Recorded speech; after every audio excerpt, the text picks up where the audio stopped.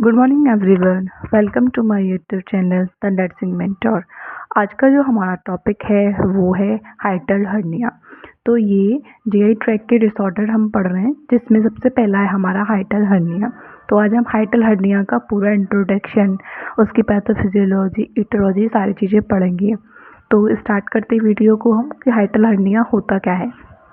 Okay, so let's start. It is a condition where stomach is herniated या prostrated into thoracic cavity.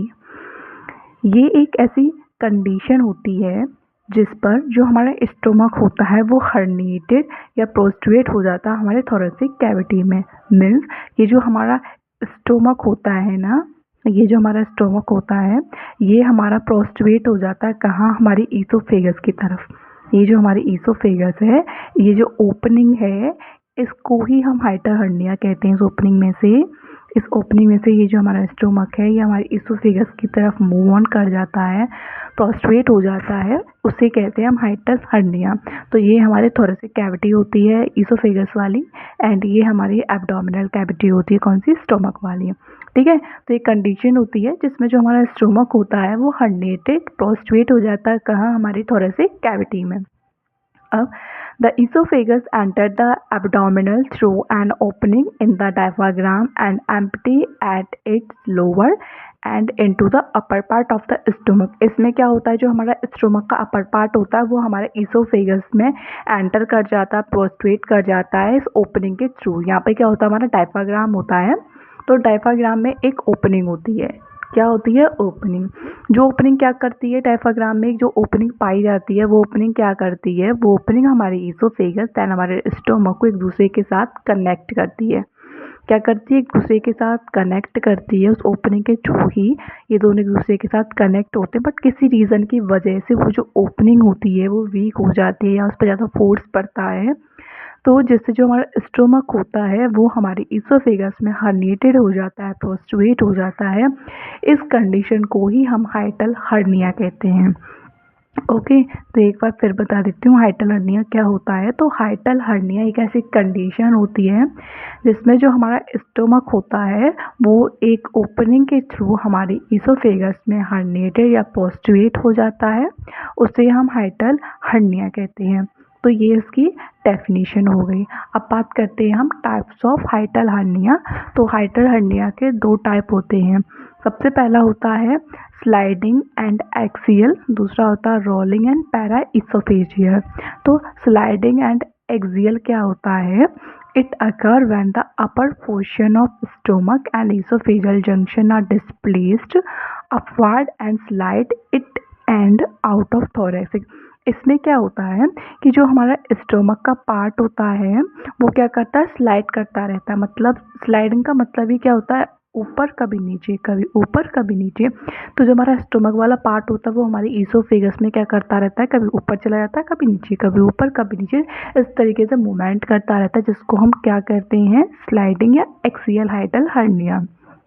दूसरा होता है rolling and para-esophageal, occur when all or the part of stomach push through diaphragm next to the esophageal junction।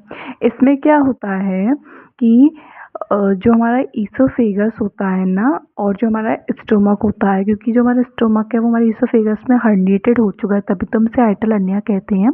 तो sliding वाले में क्या होता है, जो हमारा स्टोमक होता है वो तो अप एंड डाउन करता रहता है, बट जो रोलिंग वाला होता है उसमें जो हमारा स्टोमक है वो अप डाउन नहीं करता, वो एक जगह पर जाकर स्टेबल हो जाता है, एंड वो स्लाइडिंग नहीं करता, वहीं पर जाकर स्टेबल हो जाता है। और वो भी कहाँ, जो ईसोफेगस होती है उसके साइड में, जिससे कि जो हमारी ईसोफेगस होती है इसमें से फूड इजीली पास आउट हो जाता है।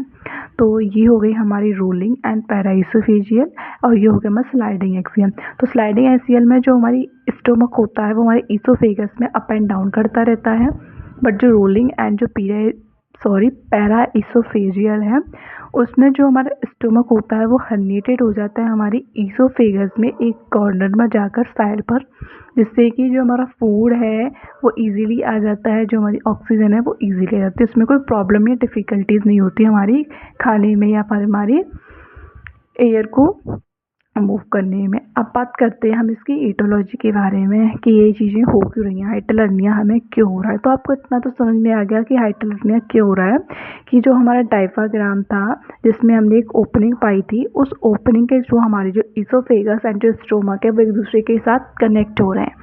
ठीक है, अब उस ओपनिंग में कोई कमी है तभी तो ये जो हमारा स्टोमक है वो हमारे इसोफेगस में हर्निएटेड हो रहा है, इसीलिए तो वो हमारी इसोफेगस में प्रोस्ट्रेट हो रहा है क्योंकि ये ओपनिंग बड़ी हो गई है, लूज हो गई है, तभी तो जो हमारा इसोफेगस है उसमें हमारा स्टोमक जा पा रहा है। तो यही रीजंस हैं कि जो हमारी डायफ्राम की जो ओपनिंग है ये क्यों लूज़ हुई है, कैसे लूज़ हुई है, तो उसी की ईटियोलॉजी हमें जाननी है। तो सबसे पहले है एज मोर देन 15 ईयर, बहुत ज़्यादा एज या एडवांस एज होने की वजह से जिससे कि मसल्स वीक हो जाती हैं, तो हमारे डायफ्राम की मसल्स भी वीक हो गई जिससे वो लूज़ हो गई उसकी लाइनिंग। फिर किसी भी ट्रॉमा और इंजरी, किसी भी ट्रॉमा की वजह से, किसी भी इंजरी की वजह से, ट्रॉमा या इंजरी का मतलब है कोई भी इंजरी हुई हो या आपको कोई भी ट्रॉमा हुआ जिसकी वजह से हमारी जो मसल्स हैं वो वीक हो गई हों। तो नेक्स्ट है congenital muscles weakness. Congenital muscle weakness का मतलब है किसी का भी मतलब कंजेनाइटल मसल्स वीक है, उसकी जन्म से ही जो उसकी मसल्स थी हमारे डायफ्राम की वो वीक थी, तो उसे कहते हैं congenital muscles weakness. Born with a large hiatal opening, और किसी बच्चे का या किसी भी जो भी न्यू बॉर्न बेबी है उसका जन्म ही मतलब उसका बोन ही हाइटल हर्निया की जो हाइटल है वो उसकी ओपनिंग ही बहुत बड़ी आई है, जो उसकी डायफ्राम की ओपनिंग थी वो ओपनिंग ही बड़ी आई है बाय बर्थ ही उसकी। तो नेक्स्ट कॉज ये हो गया। दूसरा है लिफ्टिंग हैवी ऑब्जेक्ट को लिफ्ट करने की वजह से भी, क्योंकि मसल्स पर प्रेशर पड़ता है तो मसल्स लूज हो जाती हैं।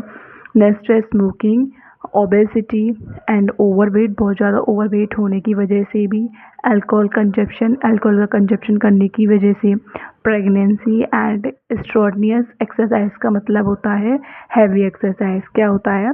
Heavy exercise. तो ये सारी ईटियोलॉजी हैं जिसकी वजह से हमें हाइटल हर्निया होता है। नेक्स्ट बात करते हैं हम पैथोफिजियोलॉजी की, ये हो कैसे रहा है। तो ठीक है, तो पैथोफिजियोलॉजी कैसी है इसकी, तो due to etiological factor the abdominal pressure increase. इनमें से किसी भी ईटियोलॉजिकल, ये जो ऊपर दिए हुए हैं ईटियोलॉजिकल फैक्टर, इनमें से किसी की भी वजह से जो हमारा एब्डोमिनल प्रेशर होता है वो इंक्रीज़ हो जाता है। कैसा हो जाता है? जो हमारा एब्डोमिनल प्रेशर है वो इंक्रीज़ हो जाता है, जिसकी वजह से जो हमारे लोअर इसोफेजियल जो इंस्पिक्चर्स होते हैं वो लूज़ हो जाते हैं, और जो फंडस वाला हमारा स्टोमक का पर पार्ट होता है वो हर्निएटेड हो जाता है। किसमें? हमारे इसोफेगस में। किसकी वजह से? क्योंकि उसमें प्रेशर इंक्रीज हो जाता है स्टोमक का। और जब हमारी डायफ्राग्रामेटिक मसल्स पर, जो हमारी डायफ्राग्राम की मसल्स में, उन पर कंटिन्यू अगर उन पर इस तरीके से स्टोमक के थ्रू प्रेशर लगेगा तो वो कैसी हो जाएंगी? वीक। और जिसकी वजह से हमें किसके साइन एंड सिम्टम्स देखने को मिलेंगे? हर्निया के। मतलब कि किसी भी ईटियोलॉजिकल फैक्टर की वजह से हमारा एब्डोमिनल का प्रेशर इंक्रीज हो जाता है। ठीक है, जिसकी वजह से जो हमारे लोअर इसोफेजियल इंस्पिक्चर्स होते हैं वो लूज हो जाते हैं, एंड जो स्टोमक का अपर वाला पार्ट होता है फंडस, उस वो क्या हो जाता है? हर्निएटेड हो जाता है हमारी लोअर इसोफेजियल में। ठीक है, अब हर्निएटेड हो जाता है और कंटिन्यू प्रेशर पड़ता है हमारी डायफ्राम की मसल्स पर। और कंटिन्यू मसल्स पर प्रेशर पड़ेगा तो मसल्स वीक होंगी, वो लूज हो जाएंगी, जिसकी वजह से हमें हर्निया के साइन एंड सिम्टम्स देखने को मिलेंगे। अब बात करते हैं हम इसके क्लिनिकल मैनिफेस्टेशन के बारे में। तो सबसे पहले डिस्पेप्सिया, डिस्फेगिया। डिस्फेगिया डिस्पेप्सिया का मतलब होता है इनडाइजेशन, फूड का डाइजेशन अच्छे से नहीं होगा, उसे कहते हैं डिस्पेप्सिया। डिस्फेगिया। नेक्स्ट है पाइलोरिस, मतलब हार्ट बर्न होगी। नेक्स्ट है शॉर्टनेस ऑफ ब्रीथ, अगर जब स्टोमक हमारा इसोफेगस में हर्निएटेड हो जाएगा तो जाहिर सी बात है कि हमें ब्रीथ लेने में प्रॉब्लम होगी। नेक्स्ट है चेस्ट पेन, हमारे चेस्ट में पेन होगा। क्यों होगा? क्योंकि एसिडिक रिफ्लेक्शन होगा और हमारा स्टोमक कहाँ है? इसोफेगस में है, तो हमें चेस्ट पेन होगा। और हार्ट बर्न भी हमें उसी वजह से होगा। किस वजह से होगा? क्योंकि एसिड का रिफ्लेक्शन होगा हमारी ईसोफेगस में, और हमारी ईसोफेगस में हमारा स्टोमक हर्निएटेड हो चुका है, तो जिसकी वजह से बार बार एसिड का रिफ्लेक्शन होगा तो हमें हर्टबर्न भी होगा। Next regurgitation of food into the stomach, और फूड भी वापस आएगा हमारी ईसोफेगस में क्योंकि स्टोमक तो उसमें हर्निएटेड है। नोजिया एंड वॉमिटिंग हो गई, bad taste of the mouth हो गया, ठीक है, टेस्ट खराब आएगा हमारे मुंह में क्योंकि बार बार एसिड का रिफ्लेक्शन होगा। फिर है बर्पिंग एंड ब्लॉटिंग। ब्लॉटिंग का मतलब होता है पेट का फूलना, हमारा पेट फूलेगा क्योंकि उसमें एसिडिक का फॉर्मेशन होगा ज़्यादा, और उसमें बार बार रिफ्लेक्शन होगा उसका, तो हमें हमारा जो स्टोमक है वो फूला हुआ दिखेगा, बहुत ज़्यादा ब्लॉटिंग होती हुई दिखेगी, स्वेलिंग होती हुई दिखेगी। और अगर हम उसे अब स्टोमक को पालपेट करके देखेंगे ना तो हमें वो बहुत हार्ड फील होगा, तो उसको कहते हैं हम ब्लॉटिंग।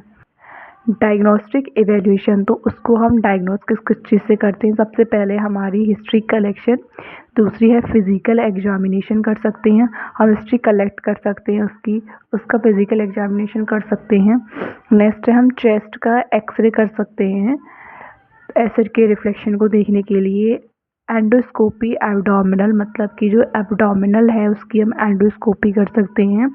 एंडोस्कोपी का मतलब है हम एक माइक्रोस्कोप है उसको अपने स्टोमक में डालते हैं, एब्डोमिनल कैविटी में डालते हैं, जिससे कि हम जो स्टोमक का इनर पार्ट होता है उसको विजुअलाइज करते हैं। उसके बाद है बैरियम एक्सरे, तो हम बैरियम एक्सरे यूज़ कर सकते हैं, मतलब जो बैरियम सॉल्यूशन होता है उसको हम पेशेंट को ड्रिंक कराते हैं, दैन उसके बाद हम एक्सरे करते हैं जिसमें हमें सारी चीज़ें क्लियरली दिखाई देती हैं, तो हम बैरियम एक्सरे कर सकते हैं। नेक्स्ट हम पीएच टेस्ट कर सकते हैं, it helps to measure acidic level in the esophagus. PH की मदद से हम जो एसिड का लेवल है हमारे ईसोफेगस में या जो हमारे स्टोमक से ईसोफेगस में आया है उसको हम चेक कर सकते हैं कि वो किस नेचर का है, उसका लेवल क्या है। अब नेक्स्ट हम इसका मैनेजमेंट किस तरीके से कर सकते हैं? तो दो ही मैनेजमेंट होते हैं, medical management and surgical management. तो मेडिकल मैनेजमेंट में क्या है, हम एंटा एसिड्स दे सकते हैं, मतलब जो हमारा जो HCl है, जो एसिड हमारे स्टोमक में बन रहा है उसे कम कर सके, उसे स्टॉप कर सके, तो उसके लिए हम एंटासिड्स दे सकते हैं, जिसमें एल्यूमिनियम हाइड्रोक्साइड है। क्या है? एल्यूमिनियम हाइड्रोक्साइड है। दूसरा है मैग्नीशियम हाइड्रोक्साइड, तो ये दोनों एंटासिड्स दे सकते हैं। नेक्स्ट है H2 receptor blocker. H2 receptor blocker का मतलब होता है सिमेटाडीन। सिमेटाडीन क्या है? H2 ब्लॉकर रिसेप्टर है, तो हम ये प्रोवाइड कर सकते हैं। नेक्स्ट हम ओवर द काउंटर पीपीआई दे सकते हैं, जिसका एग्जांपल क्या है? पेंटाप्लाजोन, ठीक है। प्रोटॉन पंप इनहिबिटर दे सकते हैं, जिसमें कौन आता है? प्रोटॉन प्लाजोन। नेक्स्ट सर्जिकल में हम फंड डुप्लीकेशन कर सकते हैं।